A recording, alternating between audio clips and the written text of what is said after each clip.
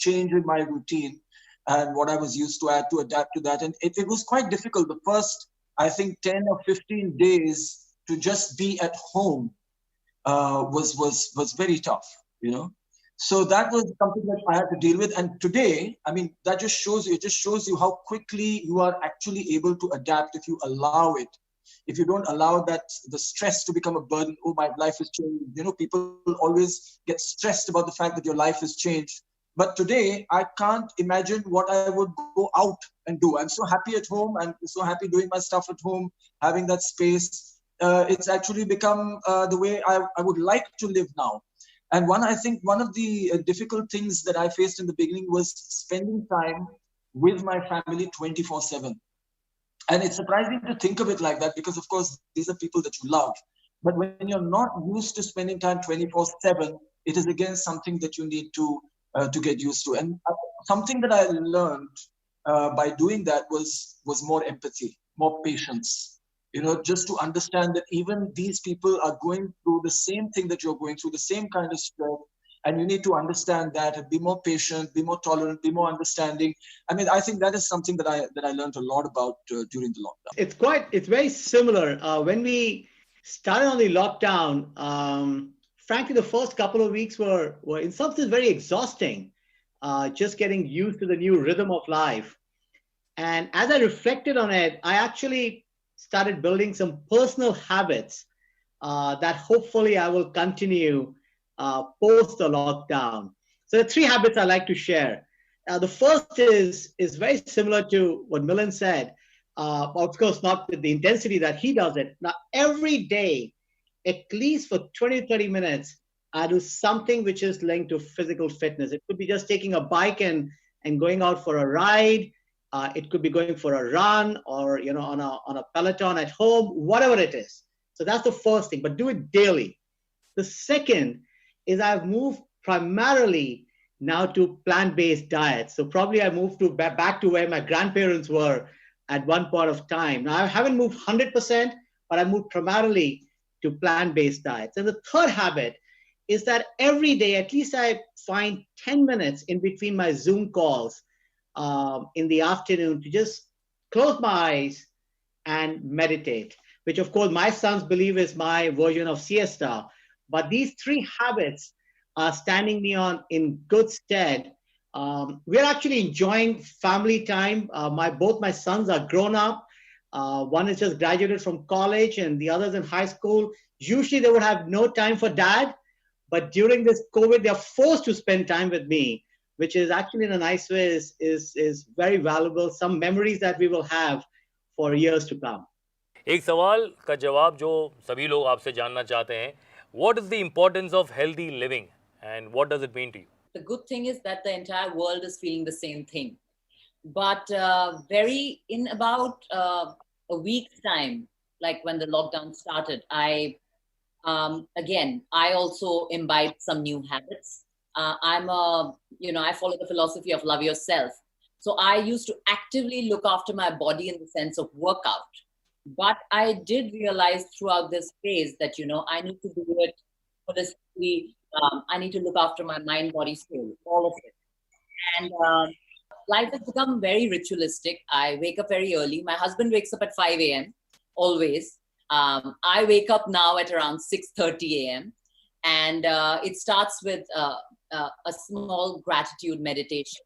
And then I do my workout. And then I have started meditation in the form of breathing, in the form of chanting, in the form of chakra balancing.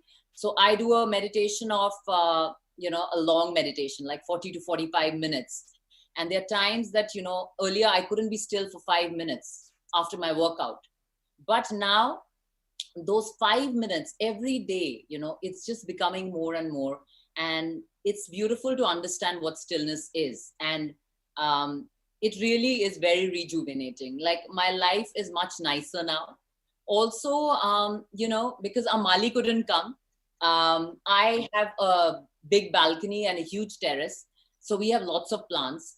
So I had to read up on every plant, and I've started looking after, the pruning, the fertilizing, the propagation of each plant. So I look after all the plants.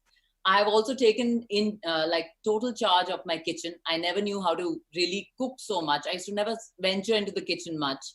But I have realized that from the time I am looking after the kitchen, the food that we eat is much healthier.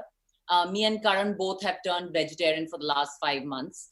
And he being a Sardar, me Bengali, and we used to eat a lot of non-vegetarian food. So, and he's gone a step ahead. He's turned vegan now.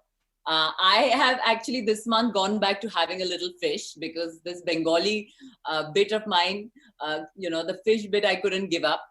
So I've gone back into eating. So there's just like whole loads of good things, and just choosing everything that's sustainable.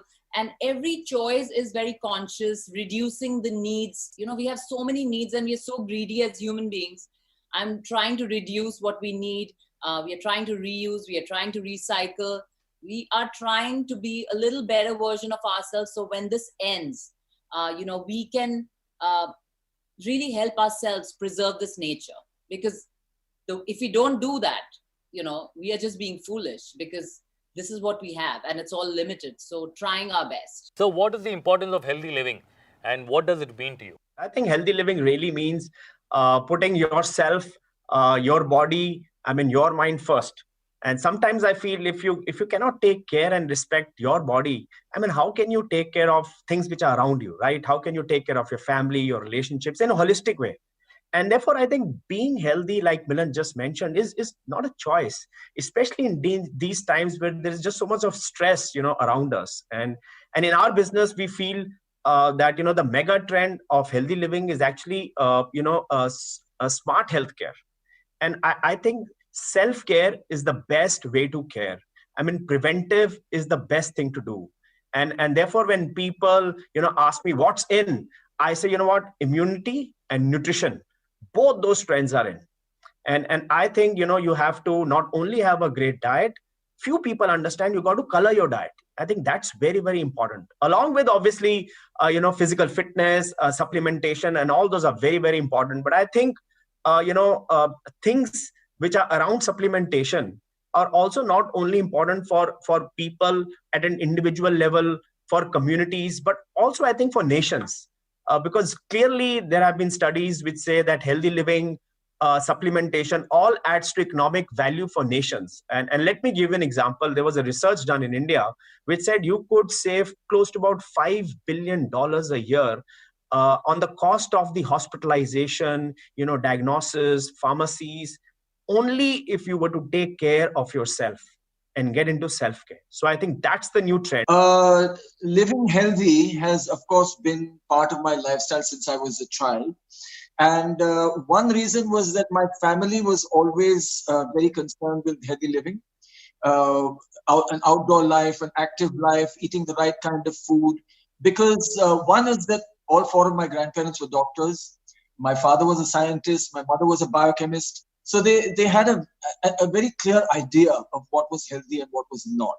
So in fact, I was never exposed to eating outside in restaurants or eating, even drinking soft drinks till the age of 21 or 22. It's amazing. When I tell people that, they're quite shocked that I tell them I did not taste a soft drink till I was 21. So that was one thing. The second thing was that I started competitive swimming at the age of 9. And I won my first national medal at the age of 9. So I was really making a huge effort at that time in swimming. And therefore, to be healthy, to make sure that I was doing everything right to improve the way I swam was very, very important to me. So again, whether I was sleeping well, I was eating the right kind of food, I was doing the right kind of training, all that kind of thought process was very, very important to me, right from the age of 9 till I stopped swimming competitively at the age of 23. So there has been no change in that perspective all my life, except that I have learned more and more about myself and what is good for me.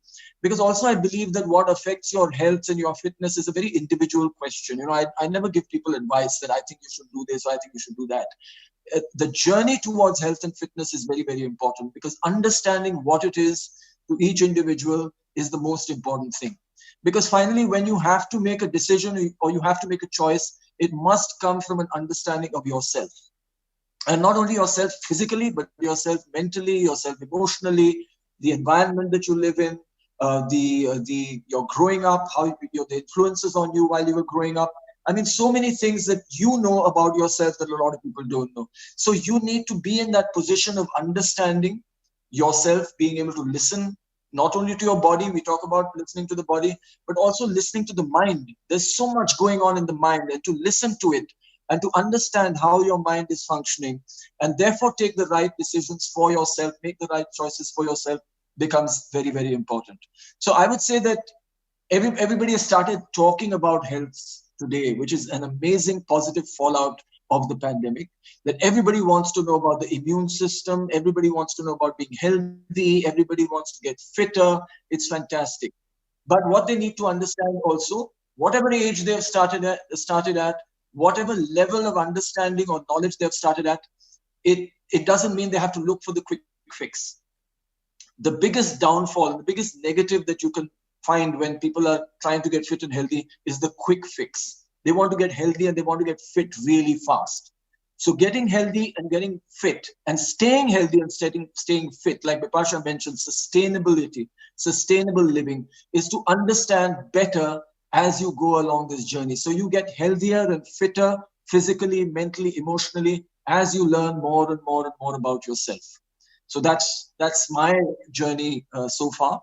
And that's what I'd like to say to everybody out there. I think healthy living is the only way to be. It has to be a lifestyle. It, like Milind said, it can't be a quick fix. It has to be a way of living. It is something that you can't, there's no compromise to it. And everyone has to know what suits them. It's a very individual journey also. It can't be like, it's, one is doing this, so I have to do that. You have to figure out what works for your mind and body. Exactly. My thought process is exactly like Milind's. I guess I've heard a lot from him. So I believe that making the right choices in life for yourself, choosing wisely for yourself and your family, like being the woman, like I said, I've got control over the kitchen. So if I were to be a mother tomorrow and I have my husband, so basically making the right food, right from the, from the time the child is born, not feeding the child, overfeeding. And, 0 to 7 are the transformational years for any child. So, and we think, ki nahi, bacche ko kuch samajh nahi aayega. But those are the moments that, we need to actually be careful, because that's what makes a human being when they grow up. So I think we should inculcate all these things right at a very, very, when they are little children. So we can all try. Like there is no age that you shouldn't start healthy living, but I believe that it's a long-term investment, and it's the best investment ever. You like, and who doesn't want to grow old and have no disease, no chronic illness, and be disease-free completely, and have, not be dependent on anybody. So basically, I don't want to live till the age of 100 and very healthy and not to be dependent on anyone. So for me, healthy living is very, very important. First of all, it's so inspiring to hear Bipasa and Milind. I mean, thank you on behalf of a generation of Indians who've been inspired with you over the years, and and you continue to do that with your own personal examples and stories. So thank you for that. I just add to this is, as I've been thinking over the last couple of months and reflecting, perhaps the way forward for us is in the spirit of what was written in Charak Samhita thousands of years back, which is the philosophy of Ayurveda. And what is the philosophy of Ayurveda? The philosophy of Ayurveda at its core is about holistic. So it's mind, body, spirituality, all of it coming together. It's about preventive. It's not curative, it's preventive. And it's long-term. Like Milind said, there is no quick fix. So combination of holistic, preventive, and long-term, if we could imbibe that in our